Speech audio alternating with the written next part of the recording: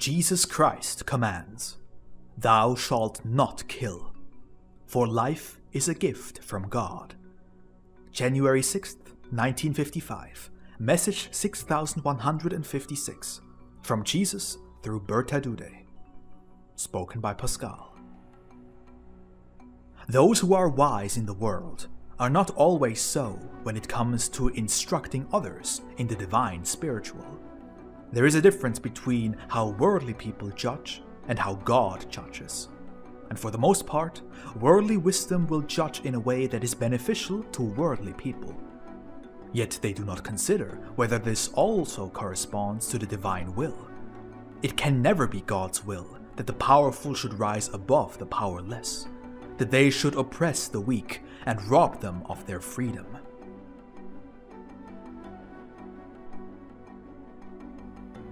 God has created all people with equal rights and has never given the strong the right to abuse their strength in such a way as to subjugate the weak. The will of men, however, is free, and God can and will redirect the effects of an evil will so that it serves as a blessing to the person affected. Thus, even despicable deeds may ultimately have an educational effect and promote the maturing of the soul, though they may also yield negative results if the will of the affected person is likewise evil. Thou shalt not kill. This commandment was given to you, and you must always observe it. However, every man also has the duty to follow this same commandment, to protect life, and thus also the right to defend oneself or the lives of others. Because there will always be people who sin against God's commandments, who abuse their strength, who do not respect human rights, and who are clearly in league with the one who himself stands as an enemy against God. It is not God's will that an eye for an eye, a tooth for a tooth be repaid, that man should respond to evil with evil. For all hatred must be fought against, and man must forgive his enemy if he himself seeks forgiveness from God.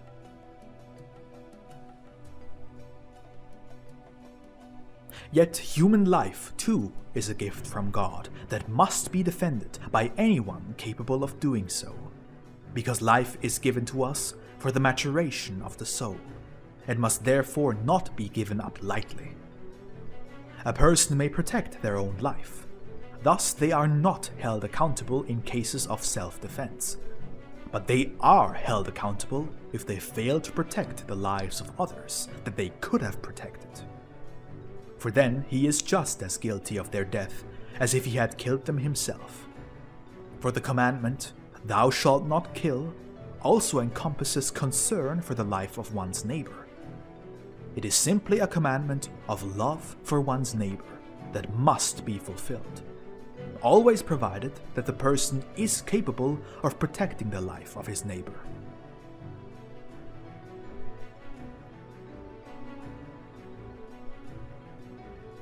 But concepts have become confused in the world. A thirst for power, political interests, hostilities, and lovelessness have created laws that overturn the divine order. Divine commandments are ignored. People have been taught false concepts of honor. Everything lies outside the divine order, and the idea of mutual destruction or weakening is found everywhere, though it hides beneath the cloak of justice.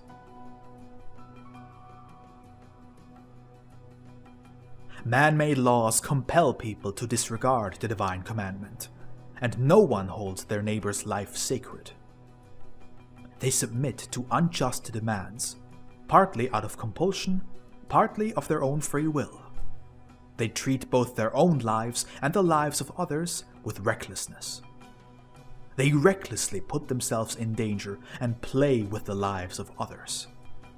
They are unaware of the value of life for the soul, and that is why they are also willing to go to war against their fellow men.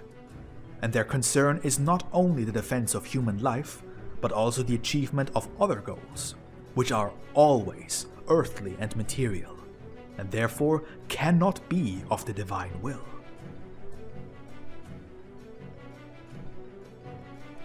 The thought of defending precious life is found in only very few.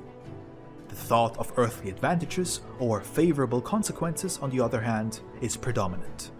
And the commandment, "Thou shalt not kill," is discarded without hesitation, or cited merely for the purpose of achieving other goals. Yet this commandment remains as the divine word. "Thou shalt not kill," and whoever, of their own free will, and without danger to themselves or others, ends the life of a fellow man, violates this commandment, and will have to answer for it. God will judge with justice and righteousness. Amen.